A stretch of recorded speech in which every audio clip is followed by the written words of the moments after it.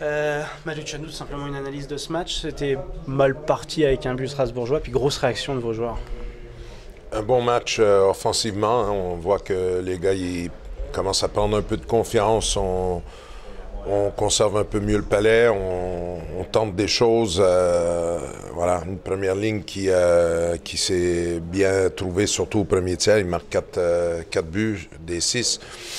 Mais j'ai aussi aimé beaucoup la ligne de Ringrose, King et Isaacson c'est la ligne qui a été le moins en difficulté défensivement. Et ils ont créé beaucoup de jeux, ils n'ont pas marqué. Un peu moins aimé le match défensivement. Je trouve qu'on a accordé un peu trop d'occasions au troisième tiers surtout. Aurélien a fait à froid une très belle entrée. Il a été sollicité pas mal. Voilà, une belle équipe de Strasbourg qui est dangereuse par moment sur les contres. Ils ont quelques joueurs. J'ai en tête Kyle Stroh, le numéro 11, et deux défenseurs offensifs qu'ils ont, Genet et Baron, qui ont très bien fait. Donc, pas une équipe facile à maîtriser. On était bien en place dans la zone offensive, mais sur les comptes, je trouve qu'on n'a pas assez maîtrisé l'axe et on a concédé un peu plus que j'aurais voulu. Les jeux de puissance, ça commence à aller mieux. Il y a eu de la mise au point nécessaire avec les absents ou les départs. Ton avis là-dessus?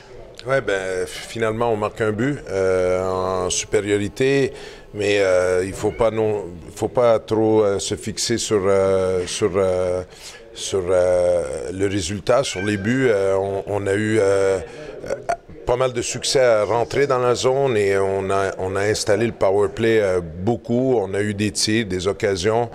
Donc, c'est un premier pas dans la bonne direction. Justement, cette troisième période, vous avez décidé de changer le gardien, toute confiance justement. C'est parce qu'il y a beaucoup de matchs dans cette saison ou c'est parce qu'à 6-3, on considérait qu'il y avait de la marge?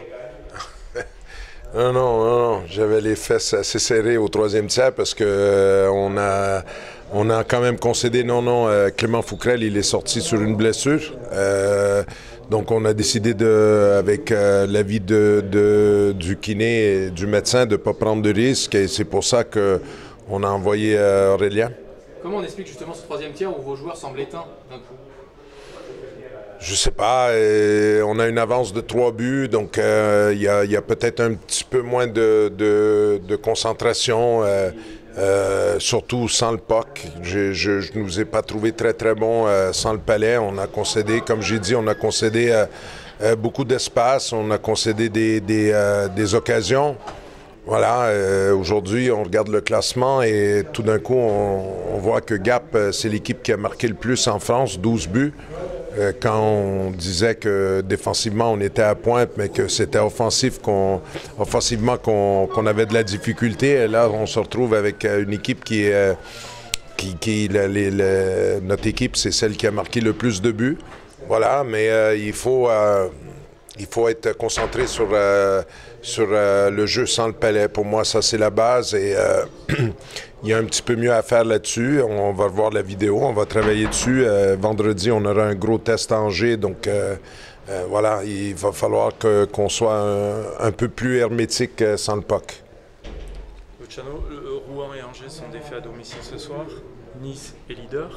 C'est encore un championnat où il va falloir faire preuve d'une grande constance pour... tu parlais de marathon il y a peu. Ça ressemble vraiment à ça. Oui, mais ça va être plus difficile cette saison pour les joueurs de rester concentrés sur tous les matchs. La cadence des matchs fait qu'il va y avoir des moments où peut-être on est un peu moins concentré ou un peu moins motivé, je dirais entre guillemets, là, où on n'aura pas toujours l'énergie. Quand on joue 1 ou 2 matchs par semaine, on fait le plein d'énergie et quand je dis énergie, je parle autant physique que mentale. Et quand il y a une cadence de match, c'est un peu plus plat. Mais voilà, c'est pour ça que le jeu défensif est très important parce que quand on joue bien défensivement, on se donne une occasion. Mais je pense que ça va être un championnat assez serré.